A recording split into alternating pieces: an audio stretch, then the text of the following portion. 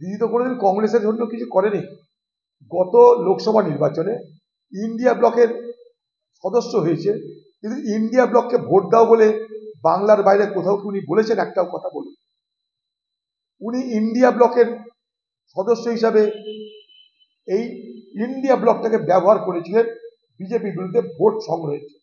এটা একটা চালাকি ছিল। ইন্ডিয়ার মধ্যে ঢুকে গিয়ে মাথা ঢুকিয়ে দাও, যাতে সারা ভারতবর্ষ জুড়ে বিজেপির বিরুদ্ধে যে বাতাবরণ তৈরি হয়েছে তার সুবিধা নাও, আর কংগ্রেসকে ক্ষতি করো। এই পশ্চিমবঙ্গের নির্বাচনে কংগ্রেসকে ক্ষতি করেছে।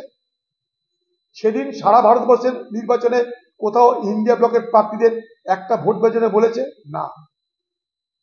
শুধু তাই নয়, যখন ভারতবর্ষের বিজেপি পার্টি কংগ্রেসের বিরোধিতা করে, কংগ্রেসকে দুর্বল করার চেষ্টা করে, তখন সেই কংগ্রেসকে দুর্বল করতে মমতা ব্যানার্জি সব থেকে আগে এগিয়ে আসে।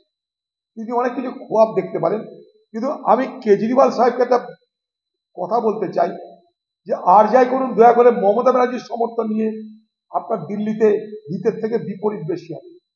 কারণ দিল্লিতে যারা বাঙালি, তারা বাংলার মুখ্যমন্ত্রী মমতা ব্যানার্জি এবং পশ্চিমবঙ্গের আজকের যে স্বৈরাচারী শাসন চলছে এ সম্পর্কে তারা ওয়াকিবহাল। এক।